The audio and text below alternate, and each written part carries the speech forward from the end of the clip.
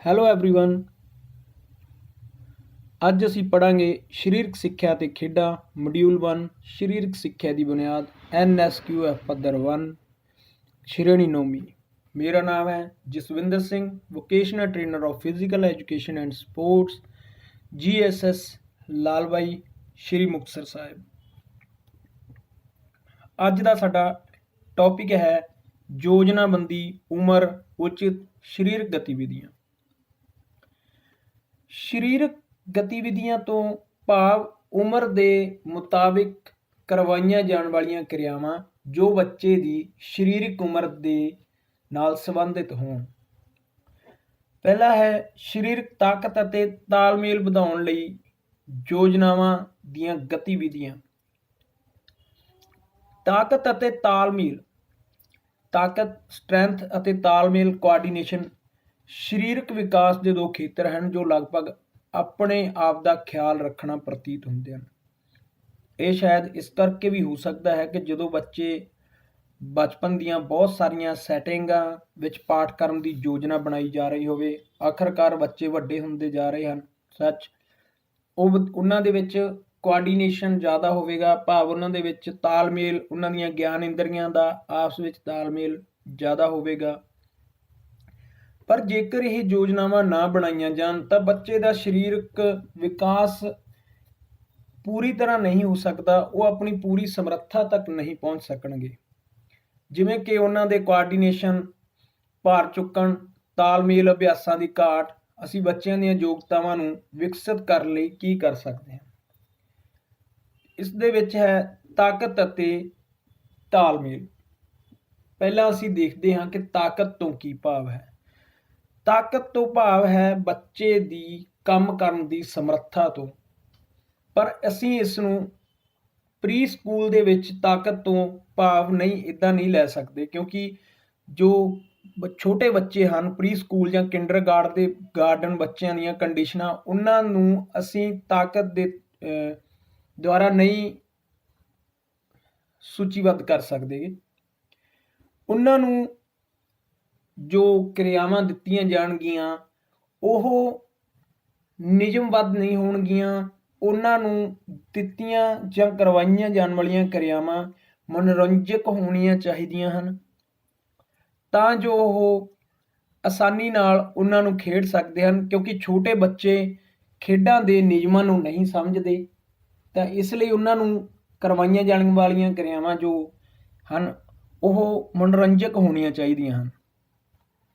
ਇੱਥੇ ਅਸੀਂ ਕੰਡੀਸ਼ਨਿੰਗ ਪ੍ਰੋਗਰਾਮਾਂ ਦੀ ਗੱਲ ਨਹੀਂ ਕਰ ਰਹੇ ਜੋ ਮਾਸਪੇਸ਼ੀ ਨੂੰ ਵਿਕਸਿਤ ਕਰਨ ਤੇ ਸਮੂਹਾਂ ਨੂੰ ਵਿਕਸਿਤ ਕਰਨ ਤੇ ਕੇਂਦਰਿਤ ਕਰਦੇ ਹਨ। ਇਸ ਦੀ ਬਜਾਏ ਛੋਟੇ ਬੱਚਿਆਂ ਨੂੰ ਸਮੁੱਚੀ ਤਾਕਤ ਦੀ ਲੋੜ ਹੁੰਦੀ ਹੈ ਵਿਭਿੰਨ ਪ੍ਰਕਾਰ ਦੀਆਂ ਗਤੀਵਿਧੀਆਂ ਦੇ ਵਿੱਚ, ਤਾਂ ਕਿ ਉਹ ਹਿੱਸਾ ਲੈਣ ਤੇ ਆਨੰਦ ਮਾਣਨ।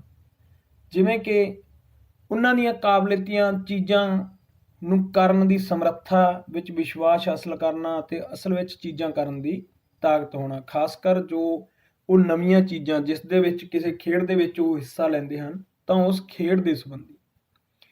ਤਾਲਮੇਲ। ਤਾਲਮੇਲ ਤੋਂ ਭਾਵ ਹੈ ਕੋਆਰਡੀਨੇਸ਼ਨ। ਕੋਆਰਡੀਨੇਸ਼ਨ ਤੋਂ ਭਾਵ ਹੈ ਕਿ ਬੱਚਾ ਕਿੰਨੀ ਚੰਗੀ ਤਰ੍ਹਾਂ ਕਿਸੇ ਚੀਜ਼ ਨੂੰ ਕਰ ਸਕਦਾ ਹੈ। ਜਿਸ ਤਰ੍ਹਾਂ ਅਸੀਂ ਦੇਖਦੇ ਹਾਂ ਕਿ ਛੋਟਾ ਬੱਚਾ ਆਪਣੀਆਂ ਉਂਗਲੀਆਂ ਵੱਲ ਦੇਖਦਾ ਹੈ, ਉਹਨਾਂ ਨੂੰ ਸਮਝਦਾ ਹੈ ਕਿ ਇਹ ਕਿਉਂ ਹਿੱਲ ਰਹੀਆਂ ਹਨ, ਪਰ ਉਸ ਬੱਚੇ ਦਾ, ਛੋਟੇ ਬੱਚੇ ਦਾ, ਉਹਨਾਂ ਦੇ ਉੱਪਰ ਕੋਈ ਕੰਟਰੋਲ ਨਹੀਂ ਹੁੰਦਾ। ਪਰ ਜਿਵੇਂ ਬੱਚਾ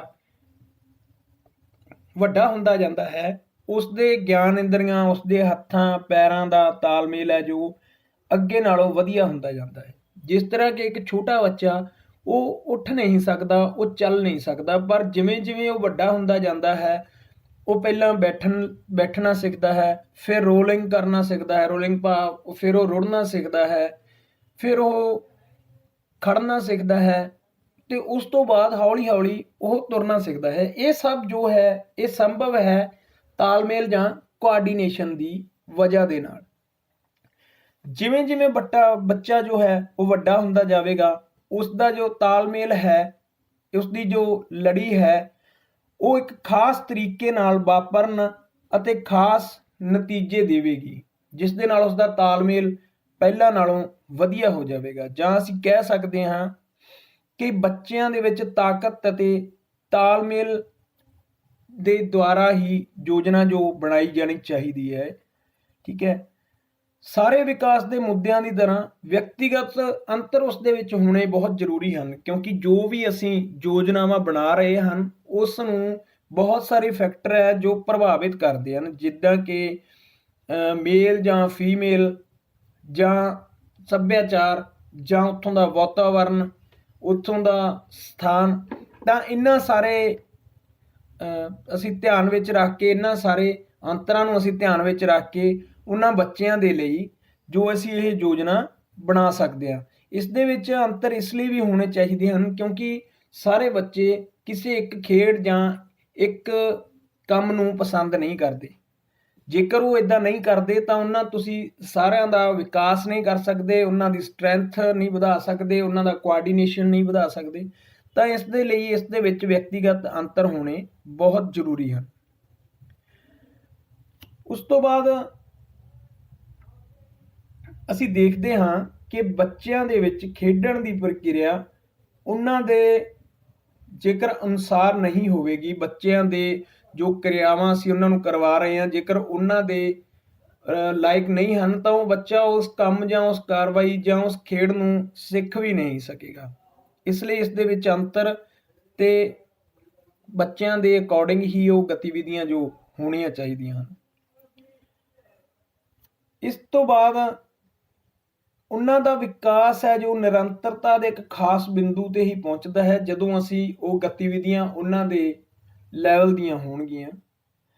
ਤੇ ਸਰੀਰਕ ਤੰਦਰੁਸਤੀ ਸਿਹਤ ਤੇ ਤੰਦਰੁਸਤੀ ਦਾ ਰਾਜ ਹੈ। ਇਸ ਦਾ ਭਾਵ ਹੈ ਕਿ ਜੇਕਰ ਤੁਸੀਂ ਕੰਮ ਕਰਦੇ ਹੋ, ਵਰਕ ਹਾਰਡ ਕਰਦੇ ਹੋ, ਬੱਚੇ ਕੰਮ ਕਰਦੇ ਹਨ, ਭੱਜਦੇ ਹਨ, ਤਾਂ ਉਹ ਤੰਦਰੁਸਤ ਰਹਿੰਦੇ ਹਨ। ਜੇਕਰ ਬੱਚਾ ਜਿਸ ਤਰ੍ਹਾਂ ਕਿ ਅਜੋਕੇ ਜੀਵਨ ਦੇ ਵਿੱਚ ਬੱਚੇ ਮੋਬਾਈਲਾਂ ਨਾਲ ਜੁੜੇ ਹੋਏ ਹਨ ਤਾਂ ਉਹ ਇੱਕ ਜਗ੍ਹਾ ਬੈਠੇ ਰਹਿੰਦੇ ਹਨ, ਜਿਸ ਦੀ ਵਜ੍ਹਾ ਨਾਲ ਉਹਨਾਂ ਦੇ ਸਰੀਰ ਦਾ ਵਜ਼ਨ ਵੱਧ ਜਾਂਦਾ ਹੈ ਅਤੇ ਉਹਨਾਂ ਦੀਆਂ ਅੱਖਾਂ ਦੀ ਨਿਗਾਹ ਜੋ ਨਜ਼ਰ ਹੈ ਉਹਨਾਂ ਦੀ ਕਮਜ਼ੋਰ ਹੋਣੀ ਸ਼ੁਰੂ ਹੋ ਜਾਂਦੀ ਹੈ। ਇਸ ਲਈ ਜੋ ਸਰੀਰਕ ਕਿਰਿਆ ਉਹ ਸਾਡੀ ਤੰਦਰੁਸਤੀ ਦਾ ਰਾਜ ਹੈ। ਖਾਸ ਕਰ ਖੇਡਾਂ ਕਿੱਤਿਆਂ ਜਾਂ ਰੋਜ਼ਾਨਾ ਦੀਆਂ ਗਤੀਵਿਧੀਆਂ ਤੋਂ ਵੱਖਰੇ ਹਟ ਕੇ ਜੇਕਰ ਅਸੀਂ ਕੁਝ ਕਰਦੇ ਹਾਂ, ਸੈਰ ਕਰਦੇ ਹਾਂ, ਖੇਡਦੇ ਹਾਂ, ਮਨੋਰੰਜਨ ਕਰਦੇ ਹਾਂ, ਸਰੀਰਕ ਹਰਕਤ ਜਾਂ ਕਸਰਤਾਂ ਕਰਦੇ ਹਾਂ ਤਾਂ ਉਹ ਸਾਡੀ ਸਰੀਰਕ ਤੰਦਰੁਸਤੀ ਦਾ ਰਾਜ ਹੈ। ਸਰੀਰਕ ਤੰਦਰੁਸਤੀ ਆਮ ਤੌਰ ਤੇ ਸਹੀ ਪੋਸ਼ਣ, ਦਰਮਿਆਨੀ ਜ਼ੋਰਦਾਰ ਕਸਰਤ ਅਤੇ ਕਾਫੀ ਆਰਾਮ ਦੁਆਰਾ ਵੀ ਪ੍ਰਾਪਤ ਕੀਤੀ ਜਾਂਦੀ ਹੈ। ਜੇਕਰ ਅਸੀਂ ਸਿਰਫ ਕਸਰਤ ਕਰਾਂਗੇ ਤੇ ਸਾਡੀ ਜੋ ਖੁਰਾਕ ਹੈ ਉਸ ਦੇ ਲੈਵਲ ਦੀ ਨਹੀਂ ਹੋਵੇਗੀ ਤਾਂ ਉਸ ਦੇ ਨਾਲ ਸਾਡੇ ਸਰੀਰ ਦੀ ਤਾਕਤ, ਸਾਡੇ ਸਟੈਮਿਨੇ ਦੇ ਵਿੱਚ ਨਿਘਾਰ ਆਉਣਾ ਸ਼ੁਰੂ ਹੋ ਜਾਵੇਗਾ, ਕਿਉਂਕਿ ਅਸੀਂ ਵਰਕ ਹਾਰਡ ਕਰ ਰਹੇ ਹਾਂ, ਅਸੀਂ ਜ਼ਿਆਦਾ ਕੰਮ ਕਰ ਰਹੇ ਹਾਂ, ਜ਼ਿਆਦਾ ਕਸਰਤ ਕਰ ਰਹੇ ਹਾਂ, ਪਰ ਸਾਨੂੰ ਜੋ ਖੁਰਾਕ ਮਿਲਣੀ ਚਾਹੀਦੀ ਹੈ ਉਹ ਘੱਟ ਹੈ। ਤਾਂ ਇਸ ਦੇ ਲਈ ਸਾਡਾ ਸਰੀਰ ਹੈ ਜੋ ਕਮਜ਼ੋਰ ਹੋਣਾ ਸ਼ੁਰੂ ਹੋ ਜਾਵੇਗਾ। ਉਦਯੋਗਿਕ ਕ੍ਰਾਂਤੀ ਤੋਂ ਪਹਿਲਾਂ ਤੰਦਰੁਸਤੀ ਨੂੰ ਬਿਨਾਂ ਵਜ੍ਹਾ ਥਕਾਵਟ ਦੇ ਦਿਨ ਦੀਆਂ ਗਤੀਵਿਧੀਆਂ ਨੂੰ ਪੂਰਾ ਕਰਨ ਦੀ ਸਮਰੱਥਾ ਵਜੋਂ ਪਰਿਭਾਸ਼ਿਤ ਕੀਤਾ ਗਿਆ ਸੀ। ਜਿੱਦਾਂ ਕਿ ਪ੍ਰਾਚੀਨ ਕਿਤਾਬਾਂ ਜਾਂ ਪੁਰਾਣੇ ਸਮੇਂ ਦੇ ਵਿੱਚ ਕਿਹਾ ਜਾਂਦਾ ਸੀ, ਖੇਲੋਗੇ ਕੂਦੋਗੇ ਬਣੋਗੇ ਖਰਾਬ, ਪੜ੍ਹੋਗੇ ਲਿਖੋਗੇ ਬਣੋਗੇ ਨਵਾਬ। ਭਾਵ ਉਹਨਾਂ ਦੇ ਸ਼ਬਦਾਂ ਜਾਂ ਉਹਨਾਂ ਦੀ ਉਦਾਹਰਨ ਦੇ ਅਨੁਸਾਰ ਜੋ ਖੇਡਣਾ ਤੇ ਕੁੱਦਣਾ ਸੀਗਾ ਉਹ ਸਮਾਂ ਬਰਬਾਦ ਕਰਨ ਦੀ ਇੱਕ ਪ੍ਰਕਿਰਿਆ ਸੀ, ਅਤੇ ਪੜ੍ਹਨਾ ਤੇ ਲਿਖਣਾ ਕੀ ਸੀਗਾ ਕਿ ਉਹ ਕਹਿੰਦੇ ਵੀ ਨਵਾਬ ਬਣੋਗੇ ਤੁਸੀਂ, ਮਤਲਬ ਚੰਗੇ ਅਫਸਰ ਬਣੋਗੇ। ਪਰ ਇਹਨਾਂ ਕਿਰਿਆਵਾਂ ਤੋਂ ਇਲਾਵਾ ਇਸ ਗੱਲ ਤੇ ਧਿਆਨ ਦੇਣਾ ਜ਼ਰੂਰੀ ਹੈ ਕਿ ਸਰੀਰਕ ਕਿਰਿਆਵਾਂ ਤੋਂ ਬਿਨਾਂ ਜੇਕਰ ਕੋਈ ਵਿਅਕਤੀ ਜਿੰਦਾ ਹੈ ਤਾਂ ਉਹ ਆਪਣੀ ਜ਼ਿੰਦਗੀ ਦੇ ਕੁਝ ਖਾਸ ਪਲ ਗਵਾ ਲੈਂਦਾ ਹੈ, ਉਸਦਾ ਭਾਰ ਵੱਧ ਜਾਂਦਾ ਹੈ ਤੇ ਉਹ ਬਿਮਾਰੀਆਂ ਦੇ ਵਿੱਚ ਘਿਰ ਕੇ ਰਹਿ ਜਾਂਦਾ ਹੈ ਤੇ ਉਸਦੀ ਜੋ ਜ਼ਿੰਦਗੀ ਹੈ ਉਹ ਆਰਾਮਦਾਇਕ ਨਹੀਂ ਰਹਿ ਜਾਂਦੀ। ਭਾਵ ਕਿ ਤੁਹਾਨੂੰ ਸਰੀਰਕ ਕਸਰਤ ਜਾਂ ਖੇਡਾਂ ਜਾਂ ਮਨੋਰੰਜਨ ਦਾ ਸਹਾਰਾ ਜ਼ਰੂਰ ਲੈਣਾ ਪਵੇਗਾ ਤਾਂ ਕਿ ਤੁਸੀਂ ਸਿਹਤਮੰਦ ਰਹਿ ਸਕੋ ਅਤੇ ਬਿਮਾਰੀਆਂ ਤੋਂ ਬਚ ਕੇ ਆਪਣੇ ਜੀਵਨ ਨੂੰ ਚੰਗੀ ਅਤੇ ਲੰਬੀ ਜ਼ਿੰਦਗੀ ਜੀ ਸਕੋ। ਤਾਂ ਗੱਲ ਕਰਦੇ ਹਾਂ ਸਵੈ ਚੱਲਣ ਅਤੇ ਜੀਵਨ ਸ਼ੈਲੀ ਵਿੱਚ ਤਬਦੀਲੀਆਂ ਨਾਲ ਸਰੀਰਕ ਤੰਦਰੁਸਤੀ ਨੂੰ ਹੁਣ ਕੰਮ ਅਤੇ ਮਨੋਰੰਜਨ ਦੀਆਂ ਗਤੀਵਿਧੀਆਂ ਵਿੱਚ ਕੁਸ਼ਲਤਾ, ਪ੍ਰਭਾਵਸ਼ਾਲੀ ਕੰਮ ਕਰਨ, ਸਿਹਤਮੰਦ ਰਹਿਣ, ਹਾਈਪੋਕਿਨੈਟਿਕ ਬਿਮਾਰੀਆਂ ਦਾ ਟਾਕਰਾ ਕਰਨ ਅਤੇ ਸੰਕਟਕਾਲੀ ਸਥਿਤੀਆਂ ਦੀ ਪੂਰਤੀ ਲਈ ਸਰੀਰ ਦੀ ਯੋਗਤਾ ਦਾ ਇੱਕ ਮਾਪ ਮੰਨਿਆ ਜਾਣਾ। ਭਾਵ ਉਦਯੋਗਿਕ ਕ੍ਰਾਂਤੀ ਤੋਂ ਪਹਿਲਾਂ ਜੋ ਸੀ ਉਸ ਤੋਂ ਬਾਅਦ ਜੋ ਵਿਅਕਤੀਆਂ ਦੀ ਲਾਈਫ ਹੈ, ਜੋ ਜ਼ਿੰਦਗੀ ਹੈ, ਜੋ ਉਹਨਾਂ ਦੇ ਕੰਮ ਦਾ ਤਰੀਕਾ ਹੈ, ਉਹਦੇ ਵਿੱਚ ਉਹ ਇੰਨਾ ਜ਼ਿਆਦਾ ਉਲਝ ਚੁੱਕੇ ਹਨ ਕਿ ਉਹਨਾਂ ਕੋਲ ਕੰਮ ਜਾਂ ਕਸਰਤ ਕਰਨ ਦਾ ਸਮਾਂ ਨਹੀਂ, ਤਾਂ ਉਹਨਾਂ ਦੇ ਲਈ ਜੋ ਸਰੀਰਕ ਤੰਦਰੁਸਤੀ ਨੂੰ ਬਣਾਈ ਰੱਖਣਾ ਹੈ ਉਹ ਬਹੁਤ ਮੁਸ਼ਕਿਲ ਹੈ। ਤਾਂ ਉਸ ਦੇ ਲਈ ਇਹਨਾਂ ਸਥਿਤੀਆਂ ਦੀ ਪੂਰਤੀ ਲਈ ਸਰੀਰ ਦੀ ਯੋਗਤਾ ਨੂੰ ਬਣਾਈ ਰੱਖਣਾ ਬਹੁਤ ਜ਼ਰੂਰੀ ਹੈ। ਇਸ ਦੇ ਵਿੱਚ ਅਸੀਂ ਸਰੀਰਕ ਤੰਦਰੁਸਤੀ ਕਿੱਦਾਂ ਬਣਾ ਸਕਦੇ ਹਾਂ, ਜਿਵੇਂ ਕਿ ਸੈਰ ਜਾਂ ਸਾਈਕਲ ਯਾਤਰਾ, ਜਿੱਦਾਂ ਕਿ ਵੱਧ ਰਹੇ ਬਿਮਾਰੀਆਂ ਜਾਂ ਮੋਟਾਪੇ ਦੇ ਕਾਰਨ ਭਾਵੇਂ ਕਿ ਇਸ ਦੇ ਵਿੱਚ ਬਹੁਤ ਜ਼ਿਆਦਾ ਬੜ੍ਹੋਤਰੀ ਆਈ ਹੈ ਕਿ ਲੋਕ ਸਾਈਕਲਿੰਗ ਕਰ ਰਹੇ ਆ, ਇਸ ਦੇ ਲਈ ਸੈਰ ਜਾਂ ਸਾਈਕਲ 'ਤੇ ਜਾਣਾ। ਇਸ ਦੇ ਵਿੱਚ ਕੀ ਹੈ, ਜਦੋਂ ਅਸੀਂ ਸੈਰ ਜਾਂ ਸਾਈਕਲ 'ਤੇ ਜਾਂਦੇ ਹਾਂ ਤਾਂ ਉਸ ਦੇ ਨਾਲ ਸਾਡੀ ਜੋ ਸਰੀਰਕ ਐਕਟੀਵਿਟੀ ਹੈ, ਜੋ ਕਿਰਿਆ ਹੈ ਉਹ ਹੁੰਦੀ ਹੈ, ਜਿਸ ਦੇ ਨਾਲ ਅਸੀਂ ਸਰੀਰ ਸਾਡਾ ਗਰਮ ਹੋ ਜਾਂਦਾ ਹੈ ਅਤੇ ਅਸੀਂ ਬਿਮਾਰੀਆਂ ਤੋਂ ਬਚੇ ਰਹਿੰਦੇ ਹਾਂ, ਜਿਸ ਨਾਲ ਅਸੀਂ ਸਿਹਤਮੰਦ ਰਹਿੰਦੇ ਹਾਂ। ਤਾਂ ਇਸ ਲਈ ਜ਼ਰੂਰੀ ਹੈ ਕਿ ਤੁਸੀਂ ਆਪਣੀ ਜ਼ਿੰਦਗੀ ਦਾ ਕੁਝ ਸਮਾਂ ਕੱਢ ਕੇ ਹਰ ਰੋਜ਼ ਸੈਰ ਜਾਂ ਸਾਈਕਲ ਯਾਤਰਾ ਲਈ ਜਾਓ, ਜਿਸ ਲਈ ਤੁਸੀਂ ਸਿਹਤਮੰਦ ਤੇ ਫਿੱਟ ਰਹੋਗੇ। ਨਵੀਂ ਖੇਡ ਖੇਡਣਾ। ਹਰ ਰੋਜ਼ ਇੱਕ ਹੀ ਕੰਮ ਨੂੰ ਕਰਨ ਦੇ ਨਾਲ ਵਿਅਕਤੀ ਦੀ ਦਿਲਚਸਪੀ ਉਸ ਕੰਮ ਦੇ ਵਿੱਚੋਂ ਘਟ ਜਾਂਦੀ ਹੈ। ਭਾਵੇਂ ਕਿ ਕਿਹਾ ਜਾਂਦਾ ਹੈ ਕਿ practice makes a man perfect, but ਹਰ ਰੋਜ਼ ਇੱਕ ਹੀ ਕੰਮ ਨੂੰ ਕਰਨ ਨਾਲ ਵਿਅਕਤੀ ਦੀ ਰੁਚੀ ਉਸ ਦੇ ਵਿੱਚ ਘਟ ਜਾਂਦੀ ਹੈ। ਤਾਂ ਉਸ ਰੁਚੀ ਨੂੰ ਬਣਾਈ ਰੱਖਣ ਲਈ ਬੱਚਿਆਂ ਨੂੰ ਕਿਸੇ ਖੇਡ ਜਾਂ ਖੁਦ ਵੀ ਕਿਸੇ ਨਵੀਂ ਖੇਡ ਨੂੰ ਖੇਡਣ ਲਈ ਪ੍ਰੇਰਿਤ ਕਰੋ, ਤਾਂ ਕਿ ਉਹਨਾਂ ਕੰਮ ਦੇ ਵਿੱਚ ਉਹਨਾਂ ਦੀ ਰੁਚੀ ਬਣੀ ਰਹੇ ਤੇ ਉਹ ਨਵੇਂ ਸਿਰਿਓਂ ਉਸ ਖੇਡ ਨੂੰ ਸਿੱਖਣ ਲਈ ਤਿਆਰ ਹੋ ਸਕਣ। ਇਸ ਤੋਂ ਇਲਾਵਾ ਸੰਗੀਤ ਜਾਂ ਨ੍ਰਿਤ, ਭਾਵ ਭੰਗੜਾ ਜਾਂ ਗਿੱਧਾ, ਬੱਚਿਆਂ ਨੂੰ ਸੰਗੀਤ ਜਾਂ ਗਿੱਧਾ ਜਾਂ ਭੰਗੜੇ ਲਈ ਉਤਸ਼ਾਹਿਤ ਕਰਨਾ। ਇਸ ਦੇ ਵਿੱਚ ਬੱਚੇ ਮਨੋਰੰਜਕ ਕਿਰਿਆ ਦੇ ਰੂਪ ਵਿੱਚ ਜਦੋਂ ਇਸ ਭੰਗੜੇ ਜਾਂ ਗਿੱਧੇ ਨੂੰ ਕਰਨਗੇ ਤਾਂ ਉਹ ਕੀ ਹੈ, ਆਪਣੇ ਆਪ ਨੂੰ ਇੱਕ ਕਸਰਤ ਦੇ ਰੂਪ ਵਿੱਚ ਭੰਗੜਾ ਜਾਂ ਗਿੱਧਾ ਉਹਨਾਂ ਲਈ ਸਿੱਧ ਹੋਊਗਾ, ਜਿਸ ਰਾਹੀਂ ਉਹ ਆਪਣੇ ਸਰੀਰ ਨੂੰ ਤੰਦਰੁਸਤ ਰੱਖ ਸਕਦੇ ਹਨ ਅਤੇ ਸਿਹਤਮੰਦ ਰਹਿ ਸਕਦੇ ਹਨ। ਉਸ ਤੋਂ ਬਾਅਦ ਹੈ ਰਾਸ਼ਟਰਪਤੀ ਦੀ ਕਾਰਜਕਾਲੀ ਜੀਵਨ ਸ਼ੈਲੀ ਅਵਾਰਡ। ਚੁਣੌਤੀ ਪ੍ਰੋਗਰਾਮ ਹੈ ਜੋ ਉਹਨਾਂ ਨੂੰ ਬੱਚਿਆਂ ਨੂੰ ਦਿੱਤੇ ਜਾਣ, ਭਾਵ ਸਖਤ ਕਿਰਿਆਵਾਂ ਉਹਨਾਂ ਨੂੰ ਦਿੱਤੀਆਂ ਜਾਣ ਤਾਂ ਕਿ ਉਹਨਾਂ ਦੇ ਵਿੱਚ ਉਤਸ਼ਾਹ ਪੈਦਾ ਹੋਵੇ, ਤਾਂ ਕਿ ਉਹ ਉਸ ਕਿਰਿਆ ਨੂੰ ਕਰਨ। ਪਰ ਉਹਨਾਂ ਬੱਚਿਆਂ ਦਾ ਰਿਕਾਰਡ ਰੱਖਿਆ ਜਾਵੇ। ਇੱਕ ਬੱਚੇ ਨੂੰ ਲਗਭਗ ਇੱਕ ਦਿਨ ਦੇ ਵਿੱਚ 60 ਮਿੰਟ ਦੀ ਗਤੀਵਿਧੀ ਦੀ ਲੋੜ ਹੁੰਦੀ ਹੈ। ਫਿਰ ਬੱਚਿਆਂ ਨੂੰ ਪੁੱਛਿਆ ਜਾਵੇ ਕਿ ਉਹ ਕੀ ਸੋਚਦੇ ਹਨ, ਕਿਸ ਤਰ੍ਹਾਂ ਉਹ ਮਨੋਰੰਜਨ ਕਰਨਾ ਚਾਹੁੰਦੇ ਹਨ ਜਾਂ ਕਿਸ ਖੇਡ ਨੂੰ ਉਹ ਖੇਡਣਾ ਚਾਹੁੰਦੇ ਹਨ। ਜਿਵੇਂ ਕਿ ਉਦਾਹਰਨ ਵਜੋਂ 15 ਮਿੰਟ ਬੱਚਿਆਂ ਨੂੰ ਦੌੜਾਉਣਾ, ਉਸ ਤੋਂ ਬਾਅਦ 30 ਮਿੰਟ ਸਾਈਕਲ ਚਲਾਉਣਾ, 5 ਮਿੰਟ ਜੰਪਿੰਗ ਰੱਸੀ। ਤਾਂ ਉਸ ਤੋਂ ਬਾਅਦ ਉਹਨਾਂ ਦੀ ਮਨਪਸੰਦ ਕਸਰਤ ਜਾਂ ਖੇਡ ਜੋ ਚਾਹੁੰਦੇ ਹਨ ਉਹ ਕਰਵਾਈ ਜਾਵੇ, ਤਾਂ ਜੋ ਬੱਚਿਆਂ ਦਾ ਉਸ ਦੇ ਵਿੱਚ ਇੰਟਰਸਟ ਬਣਿਆ ਰਹੇ। ਉਸ ਤੋਂ ਬਾਅਦ ਸਕਰੀਨ ਟਾਈਮ ਲੌਂਗ ਅਜ਼ਮਾਓ, ਜਿੱਥੇ ਬੱਚੇ ਰਿਕਾਰਡ ਕਰ ਸਕਦੇ ਹਨ। ਇਸ ਦੇ ਵਿੱਚ ਕੀ ਹੈ, ਅਸੀਂ ਵਿਗਿਆਨਕ ਔਜ਼ਾਰਾਂ ਦੀ ਵਰਤੋਂ ਕਰ ਸਕਦੇ ਹਾਂ, ਜਿੱਦਾਂ ਕਿ mobile, TV, video games, DVDs, computer ਆਦਿ ਹੋਮਵਰਕ ਤੋਂ ਇਲਾਵਾ, ਮਤਲਬ ਜਿਸ ਨਾਲ ਸਮਾਂ ਬਿਤਾਇਆ ਜਾਂਦਾ ਹੈ। ਤੇ ਬੱਚਿਆਂ ਦੇ ਜੀਵਨ ਦੇ ਵਿੱਚ ਕੁਝ ਇੱਦਾਂ ਦੇ ਮਿੰਟ ਸ਼ਾਮਲ ਕਰੋ ਅਤੇ ਇਸ ਨੂੰ ਵਧਾਓ ਤਾਂ ਜੋ ਉਹ ਆਪਣੇ ਕੰਮ ਨਾਲ ਇੰਟਰਸਟਡ ਰਹਿਣ। ਉਹਨਾਂ ਨੂੰ ਇੱਕ ਤਰ੍ਹਾਂ ਦਾ ਲਾਲਚ ਦਿੱਤਾ ਜਾਂਦਾ ਹੈ ਕਿ ਜੇਕਰ ਤੁਸੀਂ ਇਸ ਕੰਮ ਨੂੰ, ਇਸ ਕਿਰਿਆ ਨੂੰ, ਇਸ ਨਿਯਮ ਨੂੰ, ਇਸ ਨੂੰ ਸਿੱਖੋਗੇ ਤਾਂ ਤੁਹਾਨੂੰ ਵੀਡੀਓ ਗੇਮ ਖੇਡਣ ਲਈ ਜਾਂ ਮੋਬਾਈਲ ਦੇ ਉੱਪਰ ਗੇਮਸ ਖੇਡਣ ਲਈ ਦਿੱਤਾ ਜਾਊਗਾ। ਪਰ ਇਸ ਨੂੰ ਰੈਗੂਲਰ ਨਹੀਂ, ਜ਼ਰੂਰੀ ਨਹੀਂ ਬਣਾਓ, ਕਿਉਂਕਿ ਲਗਾਤਾਰ ਮੋਬਾਈਲ ਦੀ ਵਰਤੋਂ ਨਾਲ ਬੱਚੇ ਦਾ ਜੋ ਅੱਖਾਂ ਦੀ ਨਜ਼ਰ ਹੈ ਜੋ ਕਮਜ਼ੋਰ ਹੋ ਜਾਂਦੀ ਹੈ।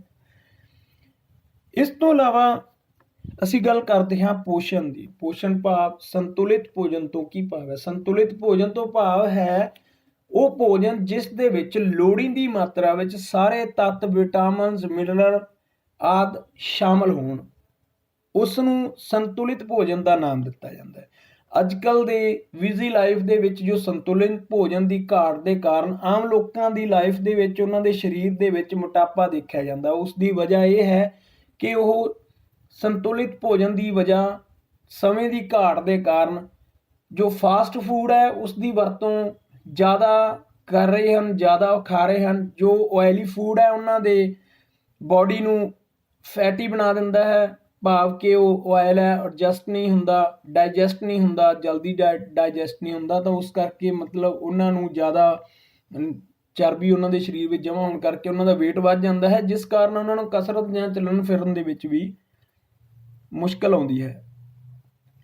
ਸੋ ਜੋ ਸਾਡਾ ਬੱਚਿਆਂ ਦੇ ਲਈ ਜੋ ਭੋਜਨ ਹੈ ਉਹ ਪੌਸ਼ਟਿਕ ਹੋਣਾ ਚਾਹੀਦਾ ਹੈ। ਬੱਚਿਆਂ ਨੂੰ ਮਿੱਠੀਆਂ ਚੀਜ਼ਾਂ ਜ਼ਿਆਦਾ ਚੰਗੀਆਂ ਲੱਗਦੀਆਂ ਹਨ, ਜਾਂ ਬੋਇਲਡ ਚੀਜ਼ਾਂ ਜਿੱਦਾਂ ਬਰਗਰ ਹੈ, ਸਨੈਕਸ ਵਗੈਰਾ ਚੰਗੇ ਲੱਗਦੇ ਹਨ। ਪਰ ਉਹਨਾਂ ਦੇ ਬੱਚਿਆਂ ਦੇ ਭੋਜਨ ਦੇ ਵਿੱਚ ਜੋ ਉਹਨਾਂ ਦਾ ਭੋਜਨ ਹੈ ਉਹ ਸੰਤੁਲਿਤ ਹੋਣਾ ਚਾਹੀਦਾ ਹੈ। ਉਹਨਾਂ ਨੂੰ ਗੁਰੇਜ਼ ਕਰਨਾ ਚਾਹੀਦਾ, ਉਹਨਾਂ ਨੂੰ ਗੁਰੇਜ਼ ਕਰਨ ਲਈ ਕਹਿਣਾ ਚਾਹੀਦਾ ਹੈ ਕਿ ਇਹ ਚੀਜ਼ਾਂ ਖਾਣ ਨਾਲ ਤੁਹਾਡਾ ਵੇਟ ਵੱਧ ਸਕਦਾ ਹੈ ਅਤੇ ਤੁਹਾਨੂੰ ਬਿਮਾਰੀਆਂ ਦਾ ਸ਼ਿਕਾਰ ਹੋਣਾ ਪੈ ਸਕਦਾ ਹੈ। ਅਸੀਂ ਦੇਖਦੇ ਹਾਂ ਕਿ ਬੱਚੇ ਮਾਤਾ ਪਿਤਾ ਦੇ ਕਹੇ ਅਨੁਸਾਰ ਬਹੁਤ ਘੱਟ ਚੱਲਦੇ ਹਨ, ਪਰ ਅਧਿਆਪਕਾਂ ਨੂੰ ਇਸ ਚੀਜ਼ ਤੇ ਜ਼ੋਰ ਦੇਣਾ ਚਾਹੀਦਾ ਤਾਂ ਜੋ ਉਹਨਾਂ ਨੂੰ ਸਮਝਾਉਣ ਕਿ ਉਹ ਆਇਲੀ ਫੂਡਸ ਹੈ, ਜੋ ਫਾਸਟ ਫੂਡ ਹੈ, ਉਹਨਾਂ ਨੂੰ ਅਵੋਇਡ ਕਰਨ ਅਤੇ ਇੱਥੇ ਹੀ ਇਸ ਦੇ ਨਾਲ ਉਹਨਾਂ ਦੇ ਸੰਤੁਲਿਤ ਭੋਜਨ ਨੂੰ ਹਫ਼ਤਾਵਾਰੀ ਮੀਨੂ ਵਿੱਚ ਜੋੜਿਆ ਜਾਵੇ ਤਾਂ ਜੋ ਇਸ ਤੋਂ ਉਹਨਾਂ ਨੂੰ ਸਹਾਇਤਾ ਮਿਲਦੀ ਹੈ। ਇਸ ਤੋਂ ਇਲਾਵਾ ਕੈਲਰੀਜ਼ ਹੈ, ਸਾਨੂੰ ਦੇਖਣਾ ਚਾਹੀਦਾ ਹੈ ਕਿ ਬੱਚਾ ਕਿੰਨੀ ਕਸਰਤ ਕਰਦਾ ਹੈ ਅਤੇ ਉਹਨੂੰ ਕਿੰਨੀ ਕੈਲਰੀਜ਼ ਵਾਲਾ ਭੋਜਨ ਹੈ ਜੋ ਦੇਣਾ ਹੈ। ਜੇਕਰ ਬੱਚਾ ਜਿਸ ਤਰ੍ਹਾਂ ਕੋਈ ਐਥਲੀਟ ਜਾਂ ਬੱਚਾ ਲੰਬੀ ਕਿਰਿਆ ਕਰਦਾ ਹੈ ਜਾਂ ਐਥਲੀਟ ਹੈ ਕੋਈ, ਤਾਂ ਉਹਨਾਂ ਨੂੰ ਜਿਸ ਤਰ੍ਹਾਂ ਵਿਟਾਮਿਨ ਸੀ ਦੀ ਜ਼ਿਆਦਾ ਮਾਤਰਾ ਦਿੱਤੀ ਜਾਂਦੀ ਹੈ, ਕਿਉਂਕਿ ਵਿਟਾਮਿਨ ਸੀ ਇੱਕੋ ਇੱਕ ਅਜਿਹਾ ਵਿਟਾਮਿਨ ਹੈ ਜੋ ਸਰੀਰ ਦੇ ਵਿੱਚ ਫੈਟੀ ਦੇ ਰੂਪ ਦੇ ਵਿੱਚ ਜਮ੍ਹਾਂ ਨਹੀਂ ਹੁੰਦਾ। ਤਾਂ ਵਿਟਾਮਿਨ ਸੀ ਸਰੀਰ ਨੂੰ ਊਰਜਾ ਤਾਂ ਦਿੰਦਾ ਹੈ ਪਰ ਸਰੀਰ ਦਾ ਭਾਰ ਨਹੀਂ ਵਧਾਉਂਦਾ ਗਾ। ਇਸ ਦੇ ਵਿੱਚ ਇਸ ਤੋਂ ਇਲਾਵਾ ਸਿਹਤਮੰਦ ਦੁਪਹਿਰ ਦੇ ਖਾਣੇ ਦੀ ਲਲਕਾਰ ਚੈੱਕ ਕੇ ਕੁੱਕ ਬੁੱਕਾਂ ਦਾ ਇੱਕ ਨੁਸਖਾ ਅਜਮਾਓ, ਜਿਸ ਵਿੱਚ ਹਰੇਕ ਰਾਜ ਅਤੇ ਸੰਯੁਕਤ ਰਾਜ ਸ਼ਾਸਿਤ ਕੇਸ ਪ੍ਰਦੇਸ਼ ਬੱਚਿਆਂ ਦੇ ਜੇਤੂ ਪਕਵਾਨ ਵੀ ਸ਼ਾਮਲ ਹੋਣ। ਇਸ ਤੋਂ ਇਲਾਵਾ ਅੱਗੇ ਅਸੀਂ ਗੱਲ ਕਰਦੇ ਹਾਂ ਵਿਗਿਆਨ ਦੀ। ਵਿਗਿਆਨ ਸਿਹਤਮੰਦ ਮਾਸਪੇਸ਼ੀਆਂ ਨੂੰ ਪ੍ਰਾਪਤ ਕਰਨ ਤੇ ਧਿਆਨ ਕੇਂਦਰਿਤ ਕਰਨਾ। ਵਿਗਿਆਨ ਭਾਵ ਉਹਨਾਂ ਦੇ ਸਰੀਰ ਬਾਰੇ ਉਹਨਾਂ ਨੂੰ ਜਾਣਕਾਰੀ ਦੇਣਾ, ਬੱਚਿਆਂ ਨੂੰ ਦੱਸਣਾ। ਜਿਵੇਂ ਕਿ ਅਸੀਂ ਦੱਸ ਸਕਦੇ ਹਾਂ ਕਿ ਤੁਹਾਡੇ ਸਰੀਰ ਦੇ ਵਿੱਚ 600 ਤੋਂ ਵੱਧ ਮਾਸਪੇਸ਼ੀਆਂ ਹਨ ਤੇ ਬੱਚੇ ਹੈਰਾਨ ਹੋਣਗੇ ਅਤੇ ਤੁਹਾਡੇ ਤੋਂ ਪੁੱਛਣਗੇ, ਸਰੀਰ ਸੰਬੰਧੀ ਉਹਨਾਂ ਦੀ ਜਾਣਕਾਰੀ ਤੇ ਨੌਲੇਜ ਵਿੱਚ ਵਾਧਾ ਹੋਵੇਗਾ। ਕੀ ਬੱਚੇ ਜਾਣਦੇ ਹਨ ਕਿ ਦਿਲ ਵੀ ਇੱਕ ਮਾਸਪੇਸ਼ੀ ਹੈ? ਚੰਗੀ ਸਥਿਤੀ ਵਿੱਚ ਇਸ ਨੂੰ ਰੱਖਣਾ ਚਾਹੀਦਾ ਹੈ ਅਤੇ ਆਪਣੇ ਬੱਚਿਆਂ ਨੂੰ ਇਸ ਦੀ ਚੰਗੀ ਸਥਿਤੀ ਵਿੱਚ ਰੱਖਣ ਲਈ ਕੀ ਕਰ ਸਕਦੇ ਹਨ, ਇਸ ਬਾਰੇ ਪੁੱਛਿਆ ਜਾਵੇ ਤਾਂ ਬੱਚੇ ਇਸ ਤੋਂ ਪ੍ਰੇਰਿਤ ਹੋਣਗੇ ਅਤੇ ਆਪਣੇ ਆਪ ਨੂੰ ਸਿਹਤਮੰਦ ਰੱਖਣ ਲਈ ਯਤਨ ਕਰਨਗੇ, ਜਿਸ ਲਈ ਉਹਨਾਂ ਨੂੰ ਇਸ ਗੱਲ ਦਾ ਗਿਆਨ ਹੋਵੇਗਾ ਕਿ ਅਸੀਂ ਆਪਣੇ ਹਾਰਟ, ਆਪਣੇ ਦਿਲ ਜਾਂ ਆਪਣੀ human body, all of bonus and liver, ਸਾਰੇ ਸਰੀਰ ਦੇ ਜੋ ਅੰਦਰੂਨੀ ਅੰਗ ਹੈ ਉਹਨਾਂ ਨੂੰ ਸਿਹਤਮੰਦ ਕਿੱਦਾਂ ਰੱਖਿਆ ਜਾ ਸਕਦਾ, ਉਹਨਾਂ ਲਈ ਉਹ ਪ੍ਰੇਰਿਤ ਹੋਣਗੇ ਜਦੋਂ ਅਸੀਂ ਉਹਨਾਂ ਨੂੰ ਵਿਗਿਆਨਿਕ ਢੰਗ ਜਾਂ ਉਸ ਦੇ ਰਾਹੀਂ ਦੱਸਾਂਗੇ। ਕਿ ਉਸ ਤੋਂ ਬਾਅਦ ਉਹਨਾਂ ਨੂੰ ਦੱਸੋ ਕਿ ਜੇਕਰ ਤੁਸੀਂ ਫਾਸਟ ਫੂਡ ਜ਼ਿਆਦਾ ਖਾਂਦੇ ਹੋ ਤਾਂ ਤੁਹਾਡੀਆਂ ਜੋ ਬੋਨਸ ਨੇ, ਤੁਹਾਡੀਆਂ ਜੋ ਹੱਡੀਆਂ ਨੇ ਉਹ ਕਮਜ਼ੋਰ ਹੋ ਜਾਣਗੀਆਂ।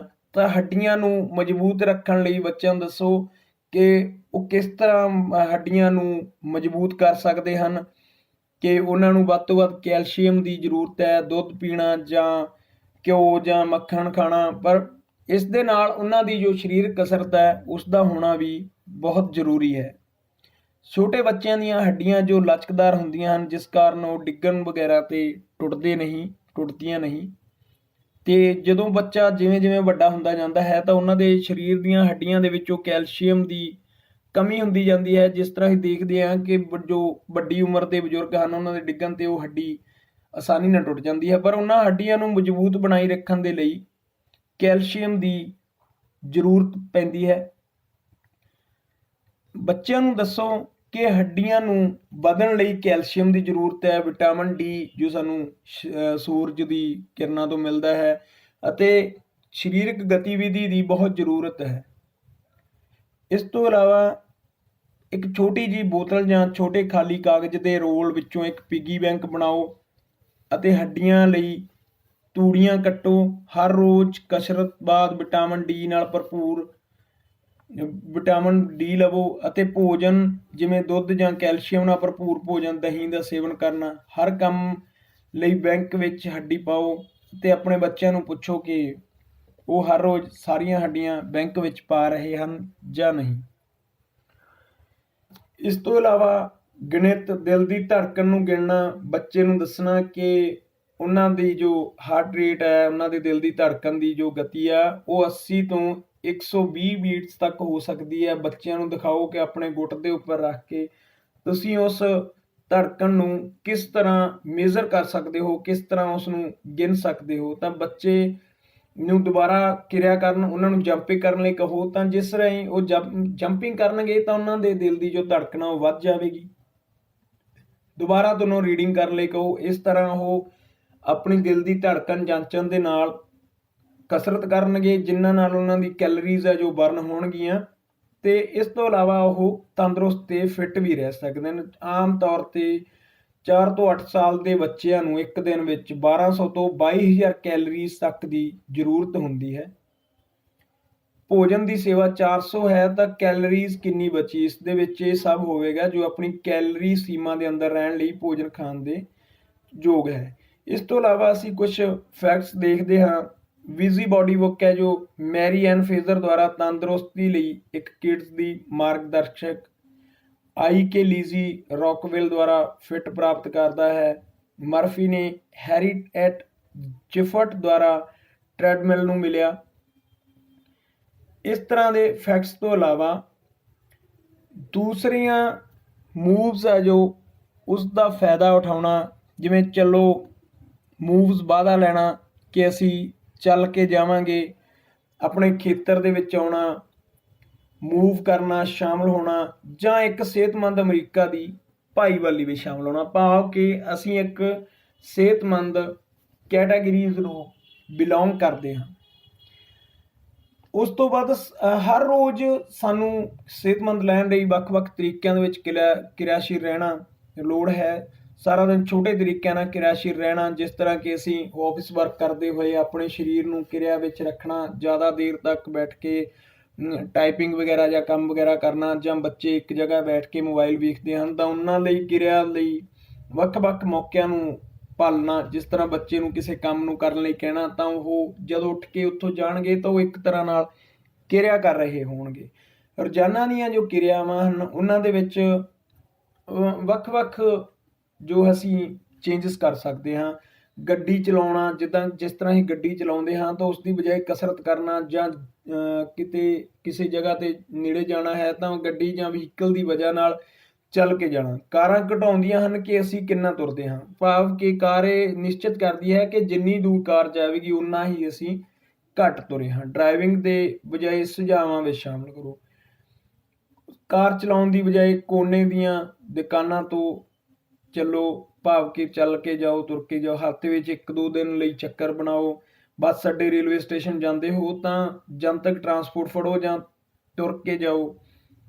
ਜੇ ਬੱਸ ਟਰਾਮ ਲੈਂਦੇ ਹੋ ਤਾਂ ਜਲਦੀ ਇੱਕ ਸਟਾਪ ਉੱਤਰ ਜਾਓ ਤੇ ਬਾਕੀ ਰਸਤੇ ਤੁਰੋ। ਕਾਰ ਦੀਆਂ ਦੁਕਾਨਾਂ ਦੇ ਪ੍ਰਵੇਸ਼ ਦੁਆਰ ਥੋੜ੍ਹੀ ਦੂਰ ਪਾਰਕ ਕਰੋ, ਅੱਗੇ ਪਾਰਕ ਕਰਨ ਦੀ ਬਜਾਏ ਤੁਰੋ। ਕਾਰ ਧੋਣ ਦੀ ਬਜਾਏ, ਧਵਾਉਣ ਦੀ ਬਜਾਏ ਕਾਰ ਨੂੰ ਆਪ ਧੋਵੋ। ਕੰਮ ਵਾਲੀ ਥਾਂ ਕਸਰਤ ਕਰਨਾ ਸੁਝਾਅ ਆਦਿ ਸ਼ਾਮਲ ਕੀਤੇ ਜਾਂਦੇ ਨੇ। ਇਹਨਾਂ ਸਾਰੇ ਸੁਝਾਵਾਂ ਤੋਂ ਅਸੀਂ ਕੀ ਦੇਖਦੇ ਹਾਂ ਕਿ ਇਹਨਾਂ ਤੋਂ ਭਾਵ ਹੈ ਕਿ ਅਸੀਂ ਆਪਣੇ ਸਰੀਰ ਨੂੰ ਵੱਧ ਤੋਂ ਵੱਧ ਕਸਰਤ ਜਾਂ ਕਿਰਿਆ ਦੇ ਰਾਹੀਂ ਤੰਦਰੁਸਤ ਰੱਖਣਾ ਹੈ ਤਾਂ ਜੋ ਅਸੀਂ ਸਿਹਤਮੰਦ ਰਹਿ ਸਕੀਏ। ਇਹਨਾਂ ਤੋਂ ਇਲਾਵਾ ਕੁਝ ਹੋਰ ਵੀ ਹੈ। ਘਰ ਵਿੱਚ ਕਸਰਤ ਕਰਨਾ, ਮਨਪਸੰਦ ਸੰਗੀਤ ਰੇਡੀਓ ਸੁਣਨਾ ਜਾਂ ਉਸ 'ਤੇ ਨੱਚਣਾ, ਬੱਚਿਆਂ ਨਾਲ ਸਰਗਰਮੀ ਜਾਂ ਖੇਡਣਾ, ਕੁੱਤੇ ਨੂੰ ਜ਼ਿਆਦਾ ਵਾਰ ਤੋਰੋ, 10 ਮਿੰਟ ਲੰਬਾ ਸਮਾਂ। ਇਹ ਸਭ ਜੋ ਗਤੀਵਿਧੀਆਂ ਅਸੀਂ ਇਸ ਵਿੱਚ ਸ਼ਾਮਲ ਕੀਤੀਆਂ ਹਨ, ਉਦਾਹਰਨ ਵਜੋਂ ਤੁਸੀਂ ਬੱਚਿਆਂ ਨੂੰ ਪਾਰਕ ਵਿੱਚ ਲਿਜਾ ਸਕਦੇ ਹੋ, ਵਿਹੜੇ ਆਦਿ ਦੁਆਰ ਵਿੱਚ ਗੇਂਦ ਨਾਲ ਖੇਡ ਸਕਦੇ ਹੋ। ਇਹਨਾਂ ਸਾਰੀ ਗਤੀਵਿਧੀਆਂ ਤੋਂ ਇੱਕ ਹੀ ਮਤਲਬ ਜਾਂ ਇੱਕ ਹੀ ਭਾਵ ਹੈ ਕਿ ਤੁਸੀਂ ਆਪਣੇ ਆਪ ਜਾਂ ਸਰੀਰ ਜਾਂ ਬੱਚਿਆਂ ਦੀ ਕਿਰਿਆਸ਼ੀਲਤਾ ਨੂੰ ਐਕਟਿਵ ਰੱਖਣਾ ਹੈ ਤਾਂ ਕਿ ਉਹ ਕੰਮ ਕਰਦੇ ਰਹਿਣ ਤੇ ਉਹਨਾਂ ਦੇ ਸਰੀਰ ਦੇ ਵਿੱਚ ਵਾਧੂ ਫੈਟ ਜਾਂ ਲੀਵਰ ਜਾਂ ਫੈਟੀ ਲੀਵਰਸ ਇਦਾਂ ਦੀਆਂ ਪ੍ਰੋਬਲਮਸ ਨਾ ਆਉਣ, ਉਹ ਬਿਮਾਰੀਆਂ ਤੋਂ ਬਚੇ ਰਹਿਣ। ਇਹਨਾਂ ਸਭ ਤੋਂ ਸਿਰਫ ਇੱਕ ਹੀ ਸਟੇਜ ਸਾਨੂੰ ਲੈਣੀ ਚਾਹੀਦੀ ਹੈ ਕਿ ਬੱਚਿਆਂ ਨੂੰ ਵੱਧ ਤੋਂ ਵੱਧ ਕਿਰਿਆ ਕਰਨ ਲਈ ਕਹਿਣਾ ਚਾਹੀਦਾ ਹੈ। ਉਸ ਤੋਂ ਬਾਅਦ ਹੈ ਨੰਬਰ 1 ਸਮਾਜਿਕ ਨਾਚ। ਜਿਮ ਤੇ ਕਿਉਂ ਜਾਂਦੇ ਹੋ ਤੁਸੀਂ? ਫੌਕਸਟ੍ਰੋਟ, ਸਵਿਮਿੰਗ, ਵਰਲਡ ਰਾਤ ਨੂੰ ਜਾ ਸਕਦੇ ਹੋ, ਗਲੀਚਾ ਕੱਟਣ ਜਾਂ ਲਾਭਾਂ ਤਣਾਅ ਕਮੀ। ਸਮਾਜਿਕ ਨਾਚ ਤੋਂ ਭਾਵ ਹੈ ਕਿ ਤੁਸੀਂ ਕਿਸੇ ਕੰਮ ਨੂੰ ਕਰਨ ਲਈ, ਭਾਵ ਕਿ ਜਦੋਂ ਤੁਸੀਂ ਕੋਈ ਡਾਂਸ ਕਰਦੇ ਹੋ, ਕਿਸੇ ਚੀਜ਼ ਨੂੰ ਸੁਣਦੇ ਹੋ, ਨੱਚਦੇ ਹੋ, ਤਾਂ ਤੁਹਾਡਾ ਸਰੀਰ ਇੱਕ ਤਰ੍ਹਾਂ ਨਾਲ ਕਿਰਿਆ ਕਰ ਰਿਹਾ ਹੁੰਦਾ ਹੈ, ਕਸਰਤ ਕਰ ਰਿਹਾ ਹੁੰਦਾ ਹੈ, ਜਿਸ ਦੇ ਨਾਲ ਤੁਸੀਂ ਆਪਣੇ ਸਰੀਰ ਨੂੰ ਤੰਦਰੁਸਤ ਰੱਖ ਸਕਦੇ ਹੋ। ਇਸ ਦੇ ਵਿੱਚ ਅਕਸਰ ਡਾਂਸ ਕਰਨ ਨਾਲ ਦਿਮਾਗੀ ਕਮਜ਼ੋਰੀ ਦੇ 76% ਜੋਖਮ ਦੇ ਵਿੱਚ ਕਮੀ ਆਉਂਦੀ ਹੈ, ਜਿਵੇਂ ਕਿ ਨਿਕਲਦਾ ਹੈ ਕਿ ਨ੍ਰਿਤ ਇੱਕੋ ਸਮੇਂ ਦਿਮਾਗ ਦੇ ਬਹੁਤ ਸਾਰੇ ਕਾਰਜਾਂ ਨੂੰ ਇਕਜੁੱਟ ਕਰਦਾ ਹੈ, ਜਿਵੇਂ ਕਾਈਨੈਟਿਕ, ਤਰਕਸ਼ੀਲ, ਸੰਗੀਤ ਤੇ ਭਾਵਨਾਤਮਕ ਤੰਤੂ। ਇਸ ਤੋਂ ਇਲਾਵਾ ਗੇਂਦਬਾਜ਼ੀ।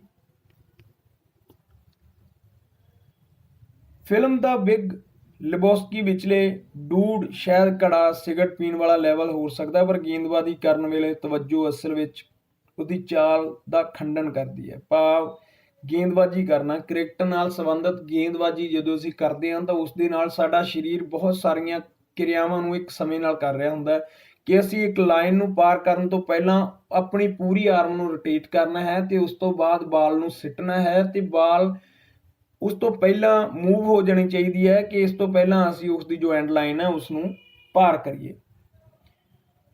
ਉਸ ਤੋਂ ਬਾਅਦ ਹੈ ਤੁਰਨਾ। ਅਜਿਹੀਆਂ ਦੁਨਿਆਵੀ ਦੀਆਂ ਕਮਾਲ ਸ਼ਕਤੀਆਂ ਫਿਰ ਵੀ ਸ਼ਾਨਦਾਰ। ਪੈਰ ਨੂੰ ਇੱਕ ਤੋਂ ਦੂਜੇ ਨੂੰ ਅੱਗੇ ਰੱਖਣ ਦੀ ਕਿਰਿਆ, ਜਿਵੇਂ ਤੁਰਨਾ ਹੈ। ਜਿਵੇਂ ਜਿਵੇਂ ਅਸੀਂ ਤੁਰਦੇ ਹਾਂ, ਇਸ ਦੇ ਨਾਲ ਸਾਡੇ ਛਾਤੀ ਦੇ ਕੈਂਸਰ ਤੋਂ ਬਚਣ ਤੇ ਭੰਡਾਰਨ ਨੂੰ ਸਹਿਣ ਤੋਂ ਘੱਟ ਜੋਖਮ, ਫਾਈਬਰੋਮਾਈਆਲਗੀਆ ਤੋਂ ਪੀੜਤ ਲੋਕਾਂ ਦੀ ਥਕਾਵਟ, ਉਦਾਸੀ, ਮਾਨਸਿਕ ਸਮਰੱਥਾ ਦੇ ਮਹੱਤਵਪੂਰਨ ਸੁਧਾਰ ਸਿਰਫ ਤੋਂ ਹੈ ਕਿ ਜੇਕਰ ਵਿਅਕਤੀ ਤੁਰਦਾ ਹੈ ਤਾਂ ਉਸਦੇ ਮਾਨਸਿਕ ਪੱਧਰ ਦੇ ਵਿੱਚ ਵੀ ਵਿਕਾਸ ਆਉਂਦਾ ਹੈ ਤੇ ਉਹ ਬਿਮਾਰੀਆਂ ਤੋਂ ਬਚਿਆ ਰਹਿੰਦਾ ਹੈ। ਨੰਬਰ 4 ਕੰਡਿਆਲੀ ਤਾਰ। ਕੰਡਿਆਲੀ ਤਾਰ ਤੋਂ ਬਿਨਾਂ ਕੋਈ ਸ਼ੁੱਧਤਾ ਨਹੀਂ ਮਿਲਦੀ। ਤੁਹਾਨੂੰ ਸ਼ੱਕ ਹੈ? ਜਰਾ ਹਾਲੀਵੁੱਡ ਦੇ ਸਵੈਸ਼ਕਰਾਂ ਅਤੇ ਤੰਗ ਸਵੈਸ਼ਕਲਿੰਗਸ ਪੈਂਟਾਂ ਦੇ ਸੁਨਹਿਰੀ ਯੁੱਗ ਬਾਰੇ ਸੋਚੋ, ਪਰ ਚੰਗੀ ਦਿੱਖ ਤੇ ਨਿਰਵਿਘਨ ਚਾਲਾਂ ਨੂੰ ਨਸ਼ਟ ਕਰਨਾ ਨਹੀਂ। ਕੰਡਿਆਲੀ ਤਾਰਨ ਦੇ ਲਾਭਾਂ ਨੂੰ ਦੇਖਦੇ ਹੋਏ ਸਾਨੂੰ ਸਾਡੇ ਸਰੀਰ ਤੇ ਜੋ ਕੱਪੜੇ ਪਾਏ ਜਾਂਦੇ ਹਨ ਉਹ ਇਦਾਂ ਦੇ ਹੋਣੇ ਚਾਹੀਦੇ ਹਨ ਕਿ ਅਸੀਂ ਆਪਣੇ ਸਰੀਰ ਦੀ ਕਿਰਿਆ ਜਾਂ ਹਿਲਜੁਲ ਨੂੰ ਚੰਗੀ ਤਰ੍ਹਾਂ ਨਾਲ ਹਿਲਾ ਸਕੀਏ। ਭਾਵ ਜੇ ਕੰਡਿਆਲੀ ਤਾਰ ਨੂੰ ਅਸੀਂ ਪਾਰ ਕਰਨਾ ਹੈ ਤੇ ਸਾਡੇ ਜੋ ਪਾਏ ਹੋਏ ਵਸਤਰ, ਜੋ ਕੱਪੜੇ ਹਨ, ਜੇ ਉਹ ਟਾਈਟ ਹਨ ਤਾਂ ਅਸੀਂ ਉਸ ਨੂੰ ਪਾਰ ਨਹੀਂ ਕਰ ਸਕਦੇ। Number 5 golf. ਗੋਲਫਰ ਜੋ ਆਪਣੇ ਬੈਗ ਨੂੰ ਤੁਰਦੇ ਲੈ ਜਾਂਦੇ ਹਨ, ਉਹ 721 ਕੈਲੋਰੀ ਸਿਰਫ ਉਸ ਬੈਗ ਨੂੰ ਅੱਗੇ ਤੋਂ ਆਪਣੇ ਨਾਲ ਲੈ ਕੇ ਜਾਣ ਲਈ ਖਤਮ ਕਰਦੇ ਹਨ।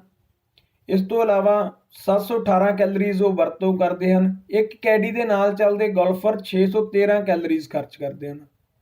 ਭਾਵ ਉਹ ਆਪਣੇ ਸਮਾਨ ਨੂੰ ਲੈ ਜਾਣ ਅਤੇ ਲੈ ਕੇ ਆਉਣ ਦੇ ਨਾਲ ਵੀ ਆਪਣੀ ਕੈਲੋਰੀਜ਼ ਨੂੰ ਬਰਨ ਕਰ ਰਹੇ ਹੁੰਦੇ ਹਨ, ਕਿਸੇ ਸਰੀਰਕ ਕਿਰਿਆ ਕਰਨ ਤੋਂ ਬਿਨਾਂ।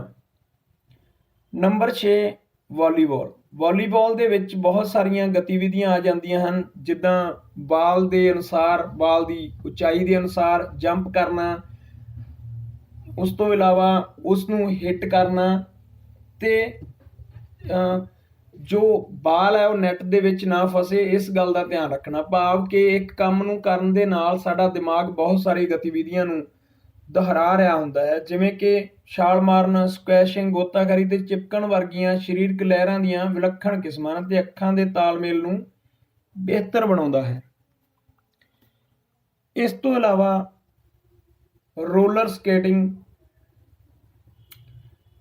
ਇਸ ਦੇ ਵਿੱਚ ਸਾਡੀ ਸਕੇਟਿੰਗ ਦੇ ਵਿੱਚ 1 ਘੰਟਾ ਔਸਤਨ 150 ਪਾਉਂਡ ਵਿਅਕਤੀ ਲਈ 500 ਕੈਲੋਰੀਜ਼ ਬਰਨ ਕਰਦਾ ਹੈ। ਪਰ ਜੇ ਤੁਸੀਂ ਦੌੜਨਾ ਪਸੰਦ ਕਰਦੇ ਹੋ ਪਰ ਤੁਹਾਡੇ ਗੋਡੇ ਸਹਿਮਤ ਨਹੀਂ, ਤਾਂ ਰੋਲਰ ਸਕੇਟਿੰਗ ਮਹੱਤਵਪੂਰਨ ਸੰਪੂਰਨ ਵਿਕਲਪ ਤੁਹਾਡੇ ਲਈ ਸਿੱਧ ਹੋ ਸਕਦਾ ਹੈ, ਜਿਸ ਨਾਲ ਤੁਸੀਂ ਕੈਲੋਰੀਜ਼ ਵੀ ਬਰਨ ਕਰੋਗੇ ਅਤੇ ਕਿਰਿਆ ਵੀ ਕਰੋਗੇ।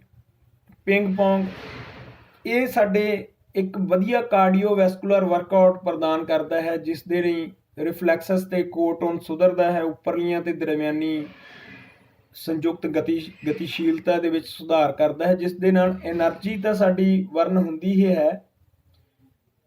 ਇਸ ਤੋਂ ਇਲਾਵਾ ਅਸੀਂ ਇਸ ਦੇ ਨਾਲ ਸਿਹਤਮੰਦ ਵੀ ਰਹਿ ਸਕਦੇ ਹਾਂ। ਤਾਂ ਇਸ ਸਾਰੇ ਪੁਆਇੰਟਸ ਨੂੰ ਦੇਖਣ ਤੋਂ ਬਾਅਦ ਅਸੀਂ ਦੇਖਦੇ ਹਾਂ ਕਿ ਜਨਤਕ ਸਿਹਤ ਦਾ ਮਸਲਾ ਕੀ ਹੈ।